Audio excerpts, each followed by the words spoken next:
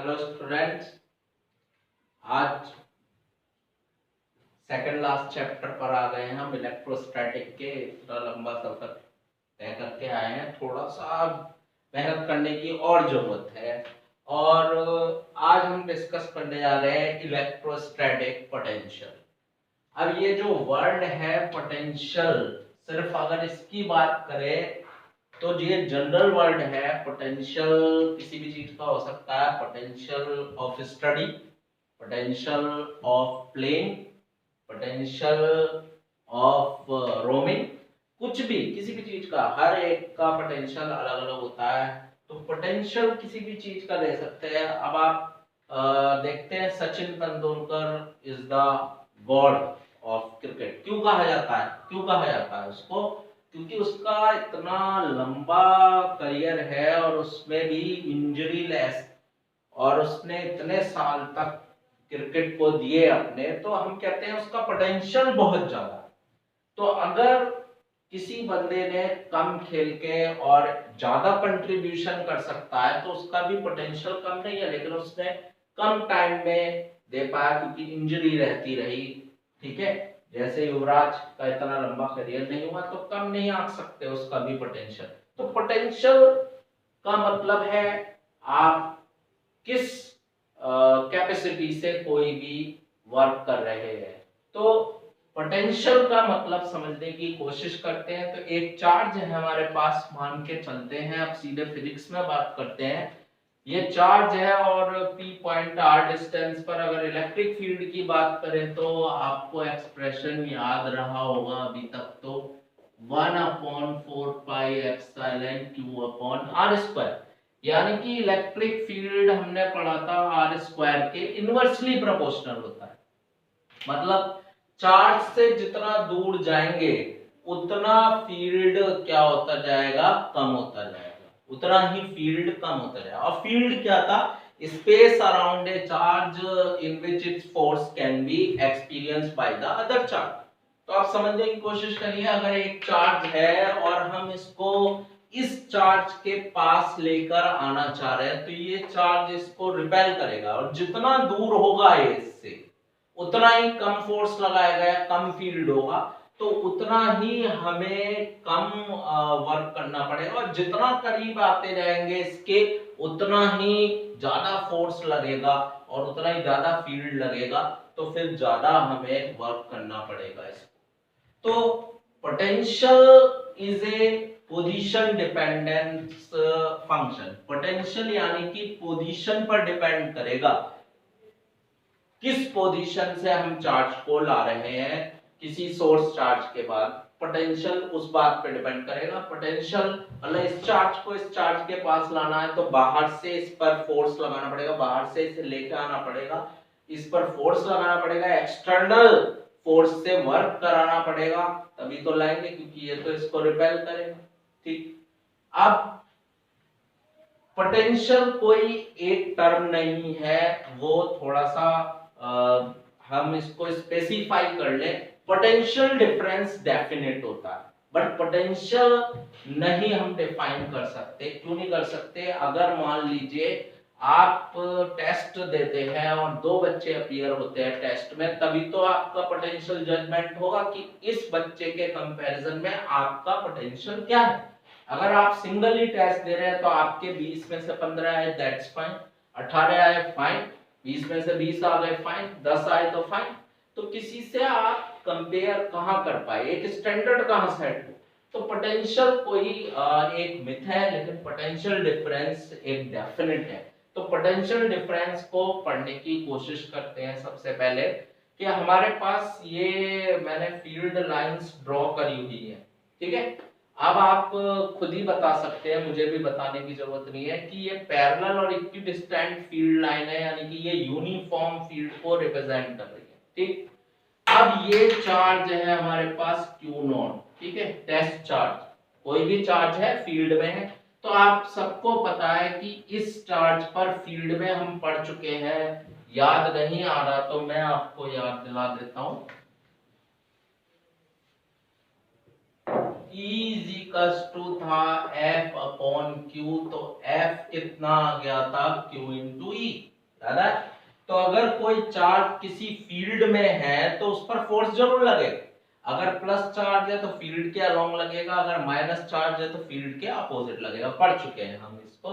तो ये charge Q0 field में है, ट्रैप हो गया, तो इस पर क्या लगेगा? इलेक्ट्रोस्टैटिक फोर्स लगेगा। पॉजिटिव चार्ज है तो फील्ड के अलोंग लगेगा इस पर force.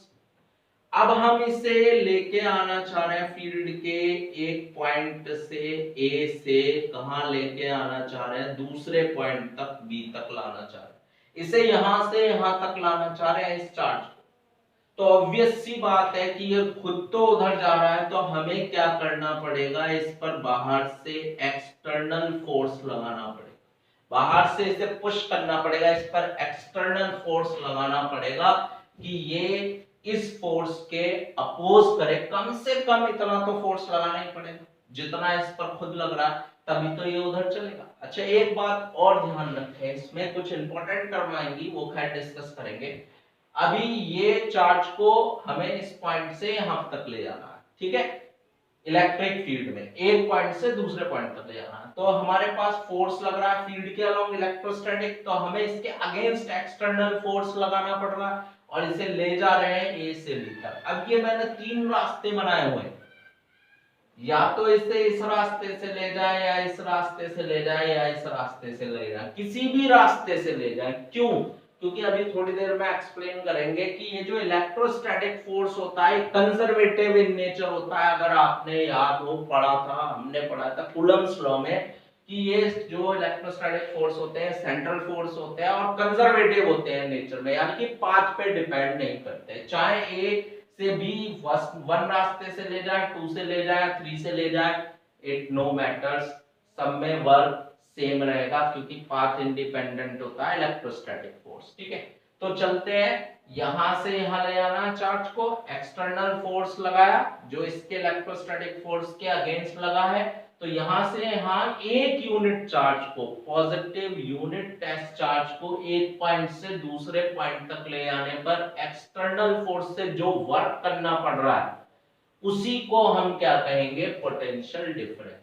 The amount of work done in bringing or carrying unit positive test charge from one point to another in a field against it without acceleration, ये बहुत important term आई। अब ये हर कोई नहीं समझ पाता, हर कोई बच्चा इसको नहीं क्लिक करता और रट लेते हैं डेफिनेशन, उनको इस टर्म से कोई मतलब नहीं है। इस टर्म का बहुत यूज है, वो अभी डिस्कस करते हैं। Without acceleration is called potential difference between these points. Unit positive test charge को इलेक्ट्रिक फील्ड के अंदर एक पॉइंट से दूसरे पॉइंट तक लाने में जो वर्क होगा एक्सटर्नल फोर्स से, work done per unit charge external से, कहां? एक्सटर्नल फोर्स से कहां से कहां आ रहे हैं? एक पॉइंट से दूसरे पॉइंट तक, ए से बी तक ले जा रहे हैं पर यूनिट चार्ज, इसी को कहेंगे पोटेंशियल डिफरेंस। अब आपके दिमाग में पहला क्वेश्चन तो यही रेज होगा कि सर ये VB माइनस VA क्यों लिखा आपने? आपने VA माइनस VB क्यों नहीं लिखा? तो बिल्कुल सही आपके दिमाग में क्वेश्चन आया। उसका एक्सप्लेनेशन ये है कि अगर आप A से B ले जा रहे हैं, जैसे कि मैंने आपको बताया था पहले, electric field is inversely to R square. जितना फील्ड की तरफ चलोगे ज्यादा, उतना ही आपके पास फील्ड बढ़ता जाएगा। R के इनवर्सली होता है, जितना दूर थे उतना कम था फील्ड या फोर्स, जितना पास जाएंगे फोर्स या फील्ड उतना ज्यादा होगा। तो जितना फील्ड के आप पास जाएंगे, फील्ड की तरफ जाएंगे, उतना ही आपका पोटेंशियल बढ़ेगा, उतना ही ज्यादा वर्क करना पड़ेगा। इसीलिए अगर A से B जा रहे हो आप, तो VB माइनस VA आएगा। फील्ड के जितने नजदीक जाओगे उतना ही आपको ज्यादा वर्क, तो A से B ले जा रहे हैं तो VB माइनस VA आएगा। वर्क डन बाय एक्सटर्नल, कहां से कहां तक? A से B ले जाने में पर यूनिट चार्ज, इसी को हम क्या कह रहे हैं? पोटेंशियल का डिफरेंस। अब कुछ बातें इंटरेस्टिंग है। क्या इंटरेस्टिंग है? ये वर्क का फॉर्मूला शायद आपको पता हो, फोर्स इनटू डिस्प्लेसमेंट होता है। अगर मैं डिस्प्लेसमेंट बहुत स्मॉल अमाउंट से ले रहा हूं, ए से बी, यहां से यहां ला रहा हूं स्मॉल अमाउंट से, और फोर्स इधर लग रहा था, और मैं एक्सटर्नल फोर्स इसके ऑपोजिट लगा के ला रहा हूं, ठीक है, ठीक है। तो ये फोर्स वर्क डन क्या होता है, फोर्स डॉट डिस्प्लेसमेंट, क्योंकि स्मॉल डिस्प्लेसमेंट है तो वर्क भी स्मॉल आएगा। टोटल वर्क के लिए integration from A to B, force into displacement, Q not ऐसे का ऐसे ही है। फोर्स सबको पता है कितना होता है, QE, QE Q not minus Q रखा है यहां पर, क्योंकि आपका फोर्स इधर लग रहा था, हमने एक्सटर्नल फोर्स जो लगाना पड़ा वो इसके अपोजिट ही लगाना पड़ा। अरे भाई आपके पास वेक्टर है ये तो सब जानते ही है कि अगर एक फोर्स 5 न्यूटन इधर है तो इतना ही फोर्स इधर लगाना पड़े, डायरेक्शन उल्टा कर दिया तो ये कितना हो जाएगा, -5 न्यूटन हो जाएगा। तो ये जो एक्सटर्नल फोर्स लगाना पड़ रहा है हमें, ये किसके अगेंस्ट है, इलेक्ट्रोस्टैटिक फोर्स के, तो -QE, माइनस इसलिए लगा, क्यू नॉट से क्यू नॉट कट गया, तो क्या आ गया, A to B negative integral of E dot D R. तो ये भी टर्म है, ये भी हर किसी को क्लिक नहीं होती, सब लोग यहाँ पर ही रट के खत्म कर देते हैं। लेकिन पहली बात तो आपको समझ में आ गई, ए से बी ले जा रहे हैं तो बी माइनस ए आएगा, potential difference V B minus B. दूसरी बात, इसको क्या भी लिख सकते हैं आप, A to B integral, line integral of E dot D R भी लिख सकते हैं, इसी पोटेंशियल डिफरेंस को, ठीक है। अब कुछ क्वेश्चन जो अनसॉल्व रह गए थे, क्या ये विदाउट एक्सेलरेशन वाली टर्म समझ में नहीं आ रही हमारे पास, तो इस टर्म को समझना है। अगर हमारे पास फोर्स ma होता है, फोर्स 0, तो एक्सेलरेशन भी क्या 0 हो गया, यानी कि वेलोसिटी क्या हो गई, कांस्टेंट। अब कुछ इंपॉर्टेंट बात आने आ रही है जिसको आपको समझना ही पड़ेगा। पहली बात आपको समझनी पड़ेगी, work done by external agent होना चाहिए, बाहर से वर्क करना, बाहर से लेके आना है इसे। दूसरी बात है, speed of charge should be constant, that is its kinetic energy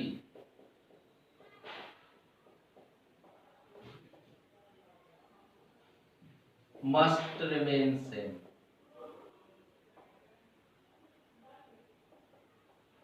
ठीक है, अब थोड़ा सा क्लियर कर लेते हैं। विदाउट एक्सेलरेशन क्यों लिखा, हमने इसको भगाना नहीं है, इस चार्ज को अगेंस्ट द फील्ड ले जा रहे हैं तो हमें इसे भगाना नहीं है, इसको बहुत स्लो स्लो मूव कराना है, इनफाइनाइटेसिमली स्लो स्पीड से, इस तरह से लाना है कि इसकी स्पीड चेंज ना हो, स्पीड चेंज ना हो, that is it's kinetic energy must remain same. इसकी काइनेटिक एनर्जी चेंज ना हो, काइनेटिक एनर्जी नहीं बढ़नी चाहिए, इसकी काइनेटिक एनर्जी चेंज नहीं होनी चाहिए, ध्यान रखे जाए आपका।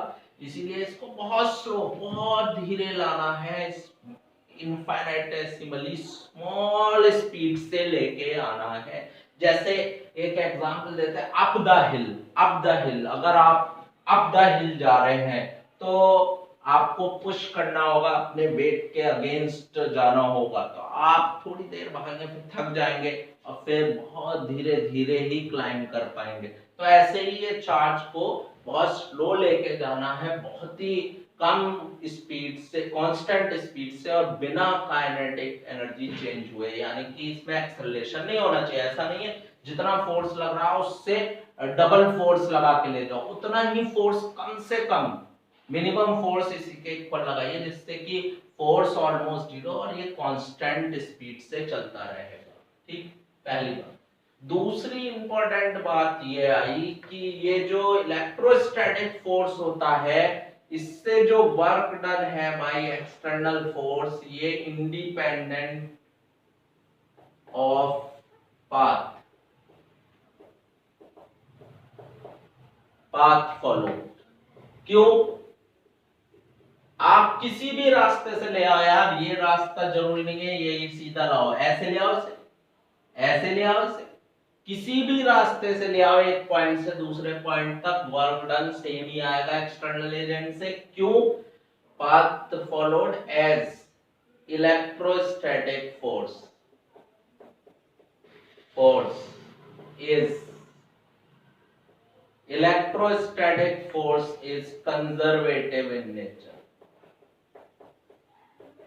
ये इलेक्ट्रोस्टैटिक फोर्स की प्रॉपर्टी थी कि ये कंजर्वेटिव होता है नेचर में, तो इससे पाथ इंडिपेंडेंट है, चार्ज को किसी भी रास्ते से ले जाओ एक पॉइंट से दूसरे पॉइंट पर, वो डिपेंड नहीं करेगा रास्ते पे। और अगली बात अगर याद हो कंजर्वेटिव फोर्स के बारे में कि जितना क्लोज्ड लूप पे वर्क डन ए से बी ले जाने में जो वर्क करना पड़ेगा और बी से ए ले जाने में, पहले ए से बी और फिर बी से ए लाए, क्लोज पाथ पे वर्क डन 0 होगा। यानी जो वर्क डन ए से बी आने में हुआ वही वर्क डन बी से ए आने में होगा, लेकिन नेगेटिव। ये भी कंजर्वेटिव फोर्स की प्रॉपर्टी थी, 11th क्लास में पढ़ा था कि क्लोज्ड पाथ पर, क्लोज्ड लूप पर अगर आप किसी पार्टिकल को ले जा रहे कंजर्वेटिव फोर्स से तो वर्क डन 0 होगा क्लोज पाथ में। यानी कि ए से बी ले गए और फिर बी से ए लाए तो टोटल वर्क डन 0 होगा। तो ए से बी ले आने में जितना वर्क होगा उतना ही बी से ए होगा, लेकिन नेगेटिव, उसका साइन चेंज हो जाएगा। तो ये कुछ इंपॉर्टेंट बात डिस्कस करी हमने, ठीक है। अब हम पोटेंशियल के बारे में, जो हमारा मेन टॉपिक है वो क्या था, इलेक्ट्रोस्टैटिक पोटेंशियल, और हमने क्या बताया, पोटेंशियल डिफरेंस। तो इलेक्ट्रोस्टैटिक पोटेंशियल अब लेके चल रहे हैं।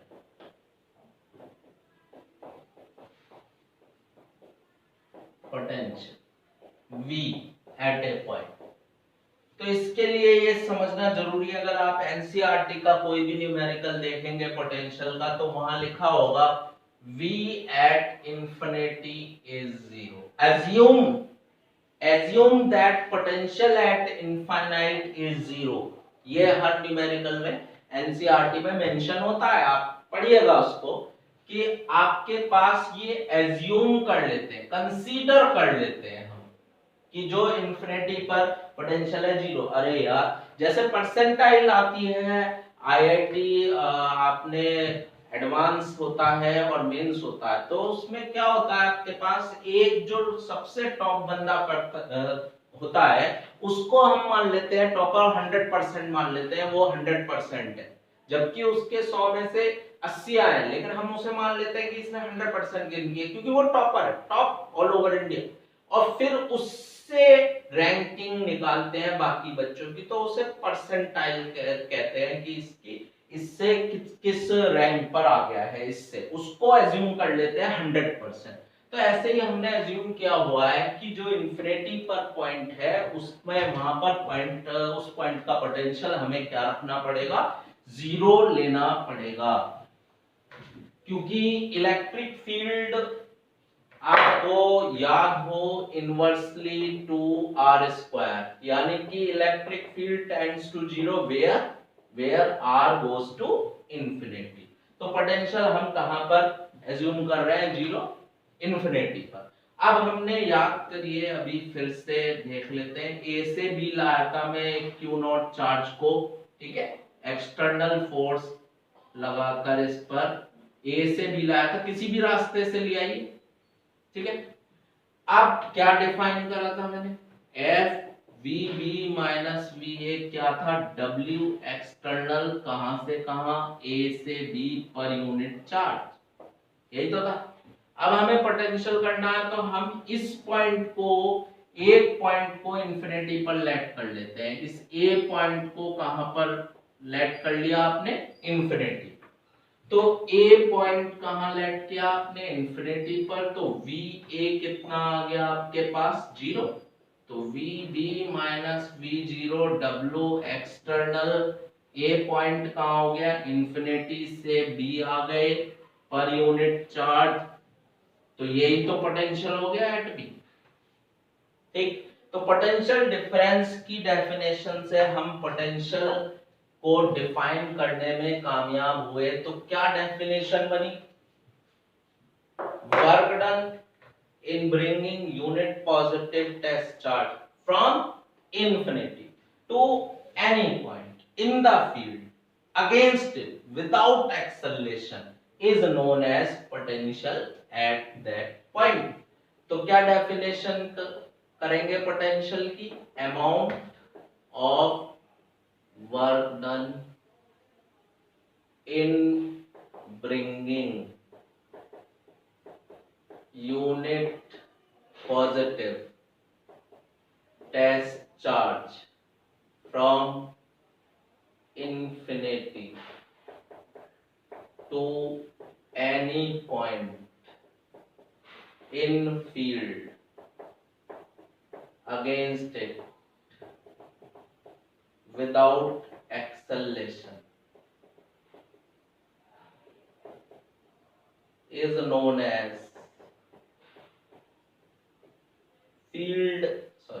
potential at that point,